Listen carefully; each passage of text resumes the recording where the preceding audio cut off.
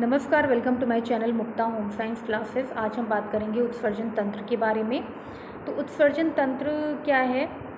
कोई भी अपशिष्ट पदार्थ का शरीर से बाहर निकलना ही उत्सर्जन तंत्र कहलाता है, उत्सर्जन कहलाता है।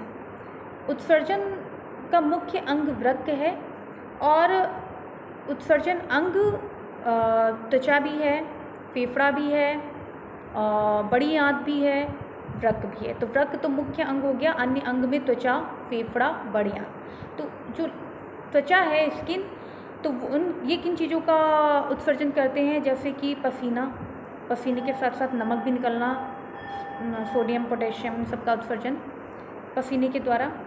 और सीवम, गर्मियों के दिनों में वो जो नाक के ऊपर चिपचिपा सा निकलना, कान के पीछे वो जो चिपचिपा सा होता है, तेली जैसा, वो क्या है? वो सीवम है। ठीक है, तो ये हो गया। उसके अलावा लंग्स की बात की जाए, फेफड़ों की बात की जाए, तो वो वाष्प का बाहर निकलना, ये भी वाष्प द्वारा, मतलब फेफड़ों द्वारा वाष्प का बाहर निकलना। जैसे ठंड में वाष्प हो करके देखो तो वो भाप निकलती है ना। दूसरा CO2 का बाहर निकलना और बलगम का।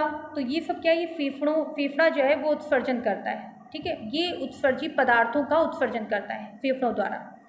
उसके बाद बड़ी आंत की बात की जाए तो जैसे अनपचा भोजन, जैसे काइल के रूप में, छोटी आंत में काइम के रूप में, बड़ी आंत में काइल के रूप में। ठीक है, तो उनका उत्सर्जन करना। तो ये हो गया उत्सर्जी अंग। और अन्य अंग और मुख्य अंग है वृक्क क्या होता है? यूरिया का बाहर निकलना, यूरिन का पास होना, यूरिन का बाहर निकलना। किसके द्वारा? किडनी के द्वारा। ठीक है, अच्छा, तो अब हम थोड़ा सा इनकी बात कर लेते हैं। किडनी दो, देखा जाए तो दो होते हैं, लेकिन इनका भार 140 ग्राम का होता है। कुछ लोग एक किडनी पे भी चल सकते हैं, ऐसा नहीं कि एक किडनी है एक नहीं है तो काम नहीं चलेगा, लोग डोनेट कर देते हैं। ठीक है, अच्छा, एक किडनी को उठाकर देखते हैं तो उनका स्ट्रक्चर देखें कैसा होता है। सेम के आकार का होता है। एक उस पे झिल्ली होती है, पेरिटोनियम झिल्ली। बाहरी भाग है उसे हम कॉर्टेक्स बोलेंगे, अंदर के भाग को मेड्यूला बोलेंगे।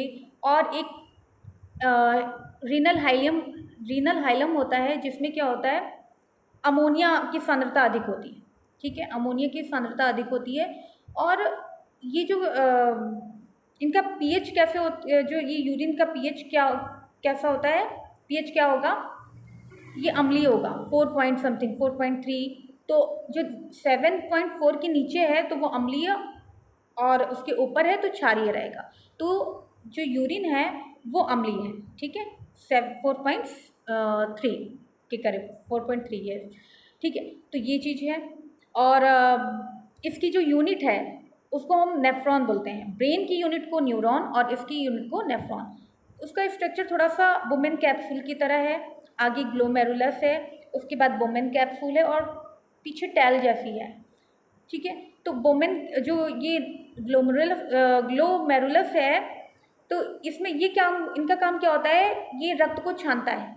रक्त को छान करके ये न्यूट्रिएंट को भी साथ में छान लेता है। ठीक है, और वुमेन कैप्सूल क्या करेगा? वो पुनः अवशोषित करेगा, जो न्यूट्रिएंट है उसे फिर ब्लड में मिलाएगा, और जो वेस्ट प्रोडक्ट है वो बाहर नेफ्रॉन को दे देगा, और वो नेफ्रॉन के थ्रू फिर वो यूरेटर में आएगा।